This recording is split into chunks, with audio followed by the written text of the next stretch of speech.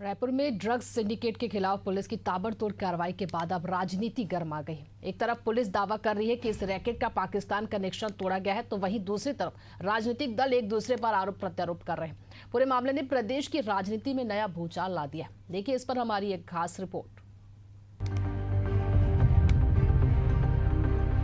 राजधानी रायपुर में ड्रग्स का जाल फैलाने वालों पर पुलिस ने शिकंजा कसा। बीते कुछ हफ्तों में 8 बड़ी कार्रवाई की गई। इस कार्रवाई के दौरान 40 से ज्यादा आरोपियों को गिरफ्तार किया गया।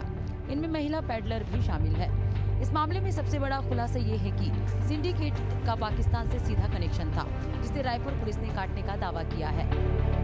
ड्रग्स मामले को लेकर अब सियासी बयानबाजी तेज हो गई है। बीजेपी ने कांग्रेस पर सीधा हमला बोला है। उन्होंने आरोप लगाया कि कांग्रेस शासनकाल में छत्तीसगढ़ नशे का नेशनल हाईवे बन गया था। तस्करों को राजनीति का संरक्षण मिला। आज जो नाम सामने आ रहे हैं वे कांग्रेस की असलियत उजागर करते हैं। जब झूठ बोलने का समय आता है, जनता में भ्रम फैलाने का वातावरण तैयार करने का समय आता है, तो कांग्रेस बड़ा आगे आगे आकर और सभी बातों को जनता के बीच में भ्रम का वातावरण फैलाती है।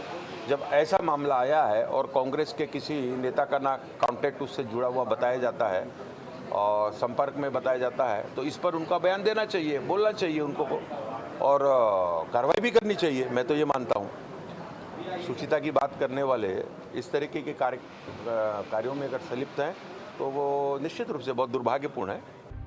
बीजेपी के आरोपों पर कांग्रेस ने भी पलटवार किया। कांग्रेस प्रदेश अध्यक्ष दीपक बैज ने कहा कि डबल इंजन की सरकार के बावजूद ड्रग्स का कारोबार सीमा पार फल फूल रहा है। उन्होंने सवाल उठाते हुए कहा, आखिर इसकी जिम्मेदारी कौन लेगा?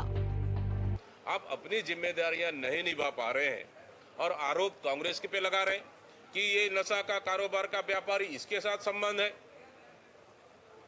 आखिर सिर्फ इस सरकार में जंगल राज चल रहा है। नशे का कारोबार अवैध रूप से फल फूल रहा है। अवैध दारू, नकली होलोग्राम, नकली दारू अवैध रूप से पूरी तरह से फल फूल रहा है। क्या इसका जिम्मेदार भी दीपक बैज है क्या?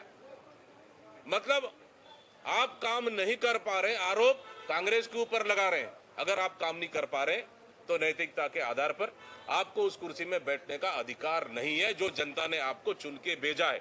लेकिन दूसरे के ऊपर आरोप लगाकर अपनी जिम्मेदारियों से आप नहीं बच सकते। एक तरफ पुलिस लगातार ड्रग्स नेटवर्क को ध्वस्त करने का दावा कर रही है, तो दूसरी ओर बीजेपी और कांग्रेस के बीच आरोप प्रत्यारोप की जंग और तेज हो चुकी है। अब सबकी नजर इस बात पर है कि आगे पुलिस जिन नामों का खुलासा करेगी, क्या वे सियासी गलियारों से जुड़े होंगे।